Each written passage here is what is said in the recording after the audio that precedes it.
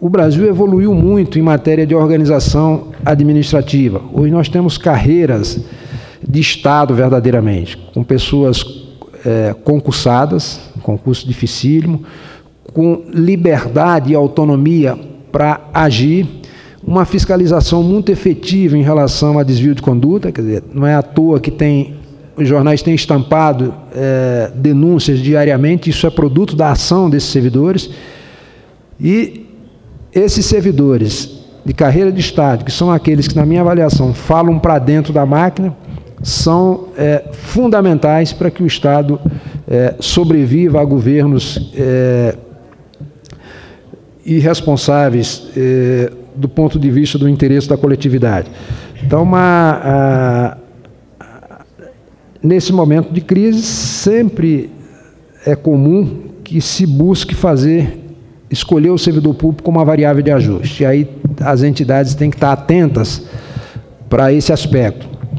A reforma administrativa promovida na época do Bresser Pereira, e depois ele falou isso dezenas de vezes em artigos, ela só se viabilizou porque eles ganharam o debate na opinião pública. 84% da população via servidor público como alguém relapso, alguém improdutivo, alguém corrupto, uma espécie de parasita e sanguessuga da nação, né?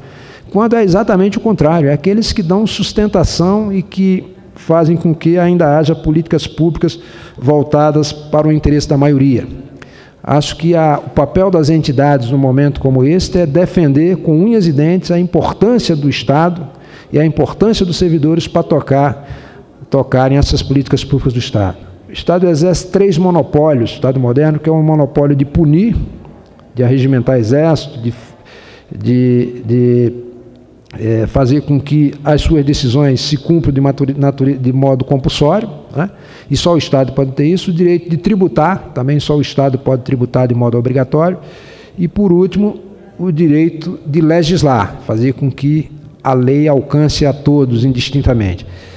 E são os servidores que operacionalizam esses 3 monopólios, que não se pode permitir que haja retrocesso nessa conquista do ponto de vista da autonomia funcional, do ponto de vista da independência no agir, né?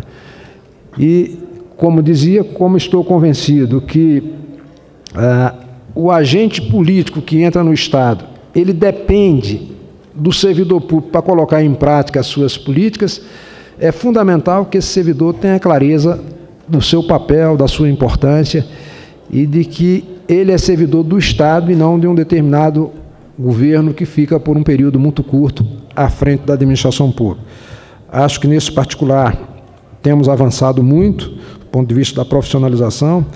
Nesse episódio agora das medidas provisórias de reestruturação remuneratória, eu me lembrava, e isso ilustra muito bem esse aspecto, que várias carreiras, várias pessoas ligavam para dar notícia de que o ministro do Planejamento tinha anunciado que no dia seguinte saía a medida provisória. Eu então ligava para alguns funcionários de carreira da administração pública e esses funcionários me informavam o seguinte: Toninho, quem redige somos nós. E esse prazo que o ministro deu é humanamente impossível de ser cumprido. No máximo, no mínimo daqui a 7 dias, é que nós teríamos condições de ter esse esboço pronto, né? De modo que não basta o ministro, o agente político, dizer que vai acontecer para que aconteça, depende do servidor. E eu usava até uma imagem da pastelaria para identificar isso. O agente político estaria como o garçom que pede o pastel, mas esse pastel só sai se tiver massa, se tiver óleo fervendo, se tiver energia, se tiver matéria-prima para fazer. E quem é o responsável por essa matéria-prima, por o fazer, é o servidor público. De modo que ele é que, se quiser, define o ritmo e impede que determinados retrocessos aconteçam na administração pública. Se, por um lado, isso é tranquilizador, de outro, é importante que esse servidor tenha clareza do seu papel e de qual é o papel do Estado. O Estado quer exatamente utilizar esses 3 monopólios para o bem geral do povo, da população, e, portanto, não é para ser utilizado por grupos privados e, particularmente, pelo mercado financeiro. Então, esse papel das entidades é fundamental e tudo isso que eu estou mencionando aqui tem a ver com a forma de arrecadar e de aplicar esses recursos públicos, através da reforma tributária de um lado, que tem que ter justiça e equilíbrio fiscal, e de outro, o aspecto da seguridade, que é, no Brasil, o responsável pela paz social. Muito provavelmente, vocês já ouviram aqui, com dados da própria Anfip, demonstrando que a maioria dos municípios brasileiros recebem benefício previdenciário mais do que os recursos da receita própria do município e também do repasse do Fundo de Participação dos municípios. Portanto, se fosse um critério eminentemente financeiro e atuarial, ou seja, se fosse uma previdência com bases mercantis exclusivamente, jamais teria a poupança para ter um retorno tão significativo. Então, o Estado tem esse papel. Só para dar uma ideia, algo em torno de 60% de tudo que o governo federal arrecada retorna sob a forma de transferência direta para a população. São recursos destinados a pagamento de seguro-acidente, seguro-desemprego, aposentadoria, assistência social, Bolsa Família, salário de servidores, aposentadoria de servidores. Não há parâmetro em nenhum outro país no mundo, nem mesmo aqueles que se proclamam socialistas, num tamanho retorno com transferência direta, sem mediação, sem intermediário nessa arrecadação. Então, o papel do Estado é significativo para que haja essa paz social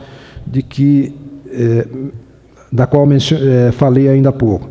Então, nós estamos aqui num momento de extrema delicadeza, de crise, em momento de crise, embaça um raciocínio mais cuidadoso em relação ao papel do Estado e das pessoas que estão à frente da administração pública, especialmente os servidores que tocam esta administração pública brasileira.